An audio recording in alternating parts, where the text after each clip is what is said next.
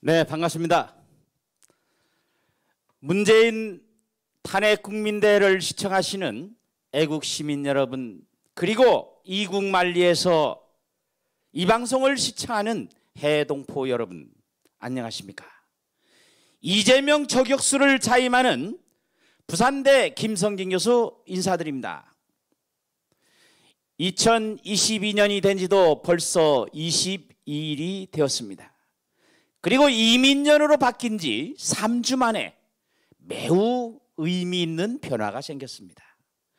중앙선관위 조혜주 상임위원의 사표가 수리되었고, 야당 대선 후보 부인에 대한 정치 공작성 녹취록을 공영방송이 전 국민에게 방영하는 폭거가 오히려 역풍을 맞아서 연속 방영을 스스로 중단했습니다.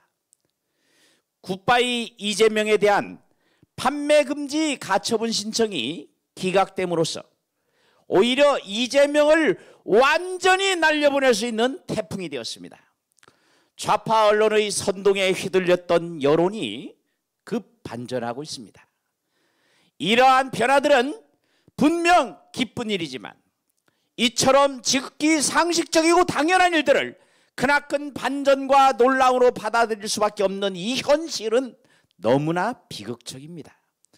오죽 반민주적인 폭거였으면 중앙선관위의 1급에서 9급까지의 직원 전원을 포함해서 2,900여 명의 선관위 직원 전부가 조혜주의 사퇴를 촉구하는 대열에 동참했겠습니까? 이는 1963년에 선관위가 설치된 이래 처음 있는 일입니다. 하지만 조혜주의 사퇴 수리에도 불구하고 민주주의 꽂힌 선거와 관련된 비민주적, 비상식적 법치 파괴와 파쇼적 국정 파행은 여전히 자행되고 있습니다. 야당이 추천하는 단 한 명의 선관위원조차 임명하지를 않았어 8명의 친여성향 선거안 위원만으로 대통령 선거를 치르게 되는 해괴한 사태가 발생한 것입니다. 문재인 정권은 이제 즉시 야당 추천 선관위원을 임명해야 할 것입니다. 워낙 지들 멋대로 법을 해석하고 농단하고 판결하는 임의적 법치가 자행되다 보니까 이제는 대다수의 국민들이 문재인 정권 하의 지극히 야만적인 법치 파괴조차 덤덤하게 받아들이고 있습니다. 중앙선관위가 불법적으로 QR코드를 사용해도, 전자개표기를 투표지 분류기라고 둘러대며 사용해도, 관내 사전투표함에 대한 아무런 보안 조치를 취하지 않아도, 외국인이 개표종사원으로 채용되어도 아무런 일도 없었다는 듯 법적 제재는 물론 언론에 제대로 보도되고 있지 않습니다. 투표구의 전체 유권자보다 투표지가 많은데도 언론은 이를 외면하고 별의별 해괴한 부정투표지가 발견되어도 대법관은 이를 유효표로 인정합니다. 4.15 총선이 끝난 지 1년 9개월이 지났는데도 아직도 단 한 건의 소송도 선고가 이루어지지 않고 있습니다. 이는 소가 제기된 지 6개월 이내에 선고까지 마쳐야 한다는 공직선거법의 명시적인 법조항을 어기고 있는 것입니다. 더구나 4.15 총선 당시 중앙선거관리위원장이었던 권순일 전 대법관의 재판 거래 의혹을 입증할 정영학 녹취록의 범죄 증거가 육성으로 녹음돼서도 주로 인류는 이 사실을 대수롭지 않은 듯 넘겨버립니다. 그 재판 거래 의혹에 의해 정신이 멀쩡한 친형을 정신병원에 강제 입원시키려 했던 사실을 공개적으로 부인한 공직선거법 위반 행위가 무죄로 둔갑한 것조차 사법부의 판단이라는 말 하나로 덮여버립니다.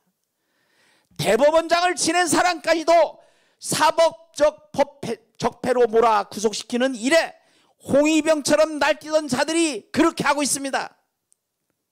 김대엽의 가짜 병역 비리, 엉터리 비리 수첩으로 온 나라를 광기로 휩들었던 광우병 사태, 가짜 태블릿 PC로 최순실을 만용하고 오방랑이라는 전통적인 복주머니를 무속으로 몰아가서 결국 죄 없는 대통령을 탄핵하고 구속시켰던 그 어이없는 선동이 올해의 3구 대선을 목전에 두고 있는 지금까지 이 땅에서 횡행하고 있는 것입니다. 무속이란 모호한 말로 정화수 떠놓고 자식의 무탈과 이신 출세를 빌고 20철의 찰떡을 돌리는 어미의 모정조차 귀신 들린 무녀로 둔갑시키는 언론, 정치의 구판이 온 천지에서 펼쳐지고 있습니다. 수천 년을 이어온 오방랑을 무속으로 둔갑시킨 악마적인 무식함이 도사나 법사를 귀신 들린 무당 내지 타짜로 몰아가는 언어의 국거리 장단이 되어서 망나니 칼춤처럼 사람들을 기절시키고 있는 것입니다. 불과 5년 반 만에 모든 것이 무너져 내렸습니다. 도덕과 윤리가 땅에 떨어지고 건전한 사회 기풍이 뒤죽박죽이 되었습니다. 부모 형제가 이념의 차이로 반목하고 정치적 입장 차이로 오랜 친구들끼리 등을 돌리는 사회가 되었습니다. 우리가 왜 이런 세상에 살게 되었는지는 하늘이 알고 땅이 알고 이 땅에 살고 있는 우리 모두가 압니다. 그렇다면 알려야 하지 않겠습니까? 서로에게 일깨워줘야 하지 않겠습니까?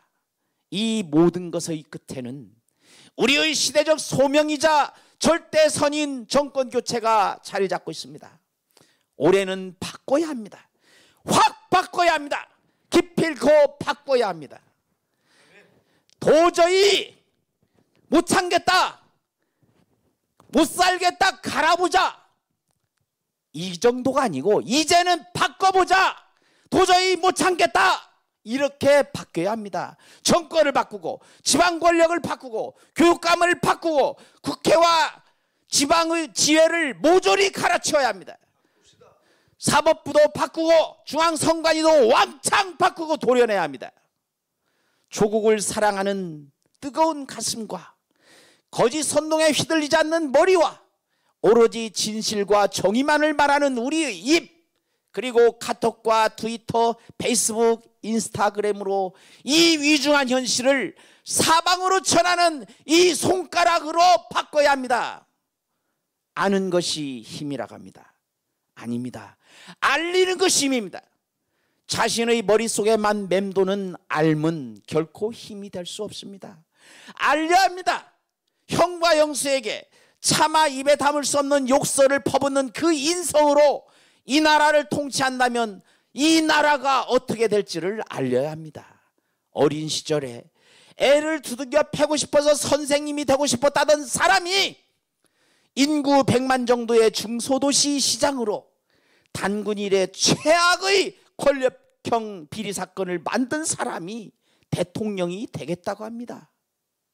이제 기살리는 국정이 되어야 하지 않겠습니까? 잘못된 것은 잘못했다고 사과하고 용서를 구하는 신뢰의 정치가 펼쳐져야 하지 않겠습니까? 우리의 입이, 우리의 손가락이 곧 나라를 지키고 구하는 병기입니다. 정의와 진실을 바라는 우리의 마음이 곧 힘입니다. 이 병기와 힘으로 정치 권력을 바꾸고 나라를 구할 수 있기를 간절히 소망합니다. 압도적 승리만이 이 나라를 구할 수 있습니다. 경청해 주셔서 감사합니다.